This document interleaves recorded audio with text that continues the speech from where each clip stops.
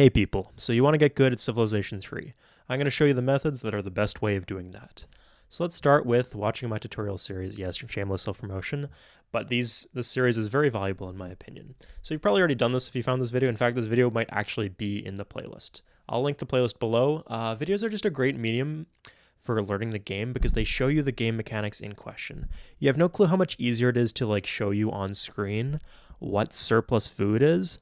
We're at this right here. This is surplus food. If you tried to explain that in a text guide, it would be very, very difficult. So I find videos and guides with pictures are a very good medium for that.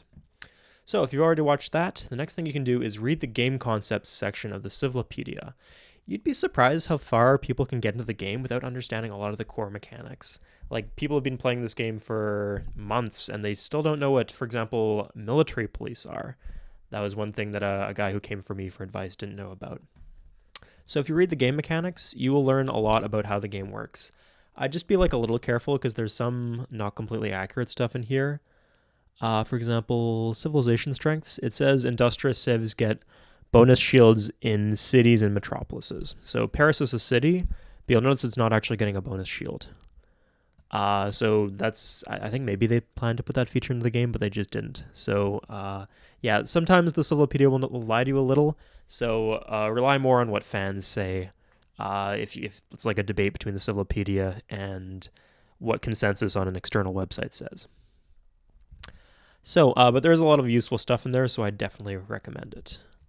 The next thing to do would be to read a select few threads and War Academy articles. So you can find the War Academy on Civ Fanatics. I will link these specific articles and threads in the description of this video. So these are useful threads because they put numbers behind the key mechanics and concepts that are sometimes hinted at but not fully explained in the Civilopedia.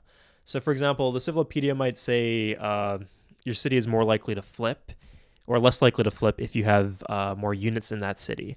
If you'd read these threads, you'd know that the effect of units in cities on chances of flipping are very, very small and very, very marginal. So you're better off actually not keeping your units in the city because if the city flips, then you're gonna lose those units. And there's other things like corruption, diplomacy. It will kind of explain what makes an AI like you, and there will be hints in the game, but it won't fully explain the numbers. For example, a goody hut is a 10% chance under certain circumstances of giving you a settler. That's useful stuff to know, so I definitely recommend you read these articles if you're interested. I actually wouldn't recommend reading all of the War Academy articles. There's two reasons for that. The first is a lot of them are written by Monarch and Emperor players, and the advice will it'll point you in the right direction, and on average, it will make you better at the game, but it won't necessarily do that in the fastest way possible. There might be bumps and detours along the road. So for that reason, it's not top priority to read those other articles.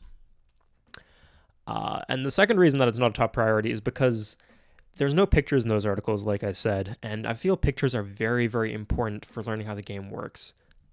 And so that's why I'd say read or watch full game playthroughs. So on Civ Fanatics, there are some threads of people who just list everything they do. I mean, more or less, the important moves that they make in an entire game playthrough. That or Succession games where multiple people collaborate on the same game save file. You can also watch playthroughs on YouTube. I have some on my channel, and there are also other channels that do full game playthroughs of Civilization 3.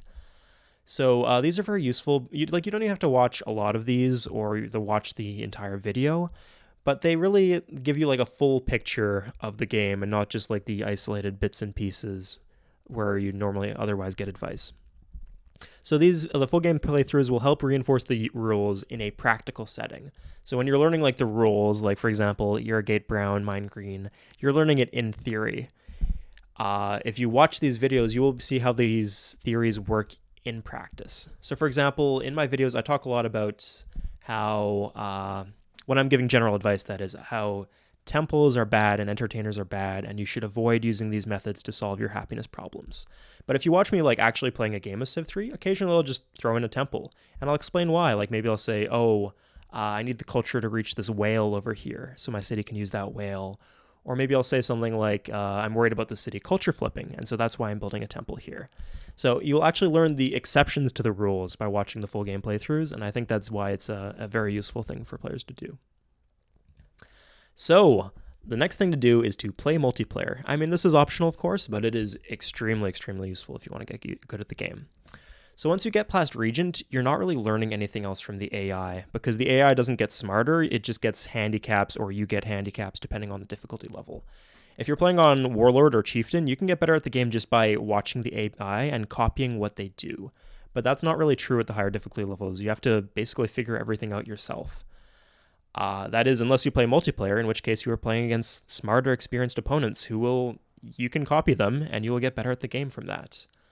Multiplayer games are simultaneously slow and also very, very fast. And by slow, I mean you have to wait for everybody to be finished their turn before the turn ends. So you're going to spend a lot of time staring at a screen waiting for the turn to end. And they're also very fast in the sense that the scenarios themselves are accelerated. We play with accelerated production. We have specific scenarios apart from that are faster, like Quick Civ. And also we enable victory conditions like city elimination and regicide that mean that once one team gets an advantage, the game ends very, very suddenly. So what all of that adds up to mean is that you will have a lot of time to think about each individual turn and plan your moves very, very carefully. But at the same time, the individual turns will be a lot more impactful, and you'll really feel the consequences of the decisions you make in a very quick time frame.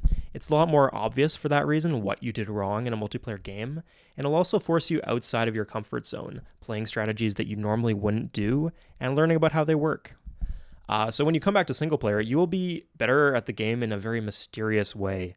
Like I've seen people play, like they don't touch single player for a couple of months, and then they come back, and suddenly they used to struggle on Emperor, and suddenly they can beat it without any difficulty at all.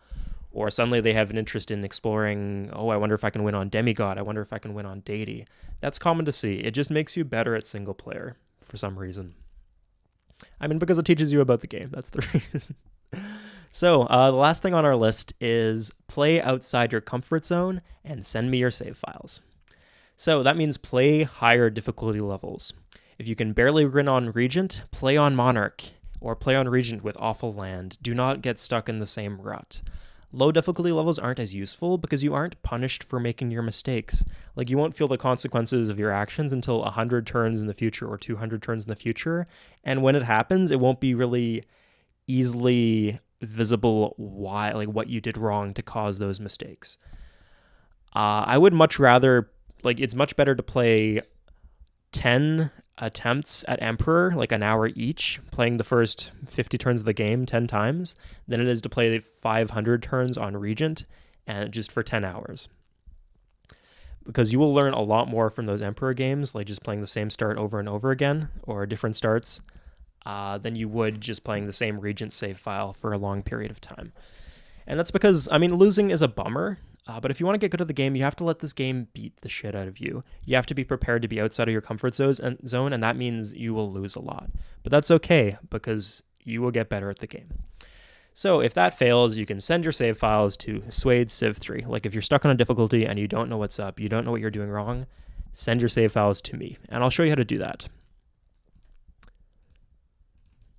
Let's get this out of the way. So you go to your conquest files. This you'll be able to find in this type of file path, something more or less like this. It will be different if you're on CD. This is the Steam version of the game pathing files, but it'll be pretty similar. It'll be Firaxis or something like that, and then Commons, Sid Meier's Civ 3, etc. So once you're here, you're not going to go into your saves first. What you're going to do is you're going to go to these conquest files, the configuration file. The file type is .ini, and then you're going to click on it. Then you're going to scroll down to max autosaves, and you're going to save 100 or 90 or something like that. So by default, the game will only keep 5 or 6 autosaves. You want to keep as many as possible. Then what you're going to do is you're going to play 100 turns into a game, and then you're going to go to the save file, and then pick the autosaves. So one from turn 20, one from turn 40, one from turn 60, one from turn 80, one from turn 100. You're going to attach that in an email to my email address, suedeciv3@gmail.com, and you're going to send it to me. So this will really, really help, because if people just send me a single save file, then it's not really clear what caused the problems that they're having. You really need to see the game evolve over time, and that way you can point to, like, oh, you did this on turn 20, and that's why you're having these issues on turn 60. Whereas if you just send a save file at turn 100, it won't immediately be clear. So yeah, if you send these save files to me, I will review your save file, and I will give you some tips and advice to help you get better at the game. And hopefully it'll help you get better at the game. So yeah, I hope you guys enjoyed this video, and let me know what you think in the comments.